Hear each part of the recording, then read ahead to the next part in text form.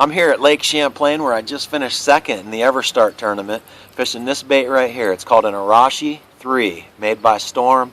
I call it the linebacker at Crankbaits. It's a tough little sucker. It's got a circuit board lip. It's self-tuning, something you definitely need to check out. My name's Dave Lefebre. I fish for Team Kellogg's, and real quick, I wanted to go over some tips about crankbait selection and how I try to keep it simple. You know, crankbait fishing is it's just one category out of many in bass fishing, but it's probably the most confusing for a lot of people. There's just so many different colors, so many different styles, so many different depths, and to keep it simple, these are the only things that swim in the water. I mean, all across the country, you can catch fish on a shad type of color, emerald shiners, whatever the bait fish is that you have in your lakes, a crawdad, and then I like to throw in some type of a chartreuse or a fire tiger, whether it imitates a perch, a bluegill or whatever, or it's just a reaction thing in muddy water. But with those three colors, you can cover everything in the spectrum and catch fish wherever you live, for sure. The other thing that makes crankbait fishing a little confusing is there's so many different depth range you can cover. This one is made by Rapala. It's called a Fat 1. Good in river situations, in muddy water when I'm target fishing or things like that. I've done real well on it at the Potomac River. It goes from 0 to 1 foot, and then you've got everything all the way up to 40 foot plus with this lure, Jensen Hot Lips, and everything in between. So there's where it gets a little tricky sometimes. What I like to do, you got your color selections narrowed down to those three categories.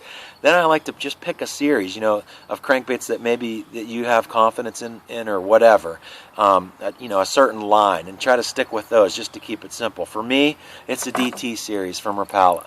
This is a DT4.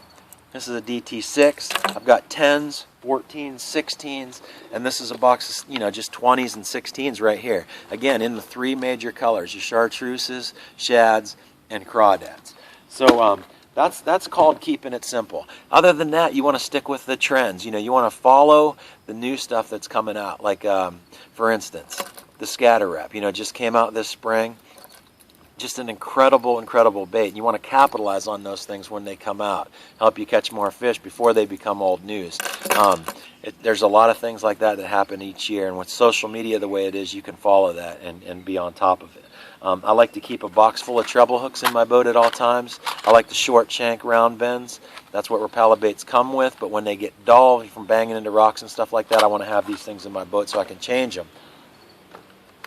Good cranking line. This is what I use, Suffix Invisalign fluorocarbon with the shallower baits. Sometimes, when I'm target fishing and things like that, when I'm around barnacles or zebra mussels, I'll go up to 20-pound test. Usually 17 is a good range. For the deeper crankbaits and stuff like that, what I put on my reels when I'm throwing my Dobbins 705 CB glass, it's usually 10-pound test. I go down to 8 sometimes and up to 12 sometimes, but a good starting line is 10. And my number one advice for crankbait fishing is to get out there and do it. Take 2 rods with you.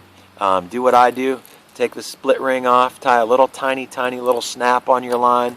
Go out there with 2 rods and a whole bunch of crankbaits. Leave the jigs and spinner baits at home, and force yourself to do it. And that's the key by far. Get out there with the crankbaits and make them work for you. I think you'll be pleasantly surprised. Good luck with your crankbait fishing, and I hope to see you on the water someday soon.